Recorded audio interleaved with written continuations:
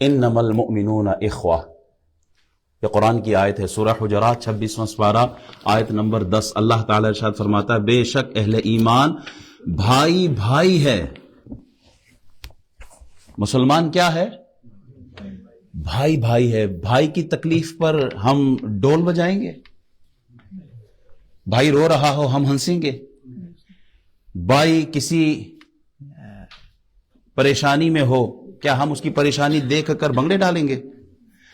پڑوس میں کوئی فوت ہوا ہو تو اسلام کیا کہتا ہے؟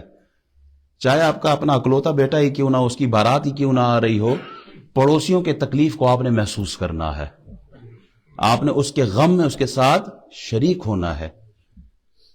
پڑوسی اگر غم کی کیفیت میں ہے تو آپ خوشی کے ترانے اور ڈھول نہ بجائے بلکہ اس کے درد کو محسوس کریں۔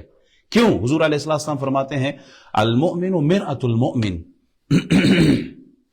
الفاظ تین ہیں، المؤمن، مرآۃ المؤمن، تین الفاظ، لیکن ان تین الفاظ میں معانی کا سمندر رسول اللہ نے بند کر دیا ہے۔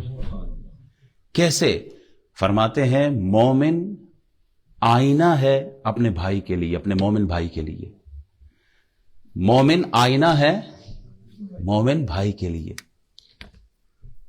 آپ آئینے کے سامنے کھڑے ہوتے ہیں، جب آپ مسکراتے ہیں تو آئینے میں آپ کو مسکراہٹ نظر آئے گی، آپ روتے ہیں تو آئینے میں سمجھ آ بھی رہی ہے؟ If you stand in front of the mirror and you smile, what are you going to see in the mirror? Smiling face. And if you cry, what are you going to see in the mirror?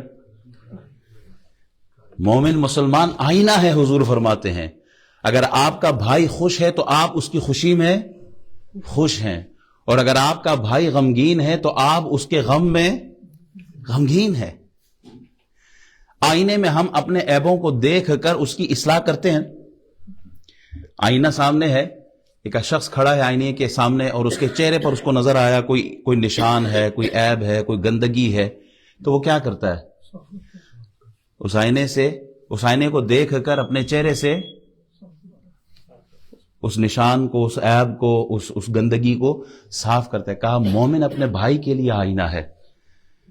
اگر اپنے بھائی کے اندر کوئی عیب دیکھو، کوئی کمی دیکھو، کوئی کمزوری دیکھو تو اپنا آپ سمجھتے ہوئے جیسے آپ اپنے آپ کو آئینے میں دیکھتے ہیں، اسی طرح اپنے بھائی کے لیے سوچیں، اس عیب کو، اس کمزوری کو، اس نقص کو، اس گندگی کو پیار محبت کے ساتھ، اخلاص کے ساتھ، للہیت کے ساتھ آپ اس کی اصلاح کریں۔ یہ ہے آئینے کا کمال۔